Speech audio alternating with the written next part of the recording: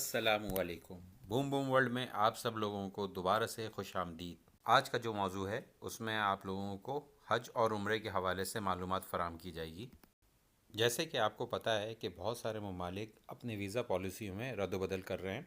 इसी तरह से सऊदी अरब ने भी पाकिस्तान समेत 14 ममालिक के मुसाफिरों के लिए अपनी वीज़ा पॉलिसी पे नज़रसानी की है, जिसमें सालाना हज की मुद्दत की वजह से कारोबार, सेयाहत और ख़ानदानी दौरों के लिए मल्टीपल एंट्री वीज़े पे पाबंदी आयद कर दी है। जो लोग हज पे जाना चाहते हैं उनके मुसाफिरों को चाहिए कि वो जल्द अज जल्द अपनी रजिस्ट्रेशन कराएं और अपनी सेहत की मालूमात को अपडेट करें और साथ जाने वाले आज़मीन के भी नाम शामिल करें। इस वीज़ा पॉलिसी के नए कानून का इतलाक़ 1 फरवरी 2025 से हुआ है। इससे कबल इन 14 ममालिक के ज़ायरीन 1 साल का मल्टीपल एंट्री वीज़ा हासिल करते थे, लेकिन अब नई वीज़ा पॉलिसी आने से वो सिर्फ 30 दिनों के लिए ही सिंगल एंट्री वीज़ा हासिल कर सकते हैं और ये असूल सयाहों, कारोबारी ज़ायरीन और ख़ानदानी मेहमानों पर भी लागू होगा।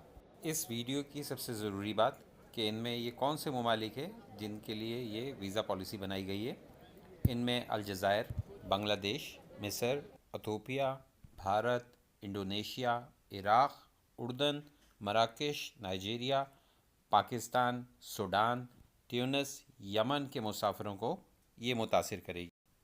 सऊदी हुक्मरान ने इस बात पे भी ज़ोर दिया है कि नज़रसानी से ज़ायरीन के बेहतरीन इंतज़ामात को यकीनी बनाया जाएगा और इसके अलावा इस बात का भी ख्याल रखा जाएगा कि जो लोग हज की नीयत से आते हैं यहाँ पर उनको कोई मुश्किलात ना आए, क्योंकि अक्सर लोग पहले वीज़ा लेके मल्टीपल रख लिया करते थे और उनको हज की सहूलत ना होने के बावजूद उन उम्रों को हज में इस्तेमाल किया करते थे, जिसकी वजह से उनके लिए ये मुश्किलात बनती थी।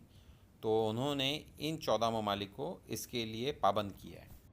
दूसरी वजह गैर कानूनी मुलाजमत भी है, क्योंकि यहाँ बेइंतहा लोग विज़िट वीज़ा पे आके गैर कानूनी कामों में या तो मसरूफ़ होते हैं या फिर गदागरी, जिसे कि भीख मांगना कहते हैं, उनमें भी मुलवस पाए गए हैं, जिसकी वजह से ये सऊदी हुकूमत ने ये वीज़ा पॉलिसी में चेंजेस किए हैं।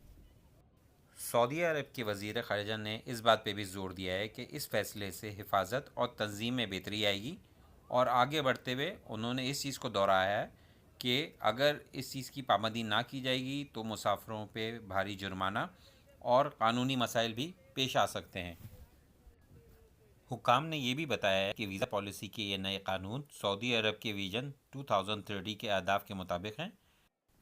वीज़ा पॉलिसी के ये नए कानून सऊदी अरब जाने वाले अक्सर मुसाफिरों को नुमाया तौर पर मुतासिर करेंगे।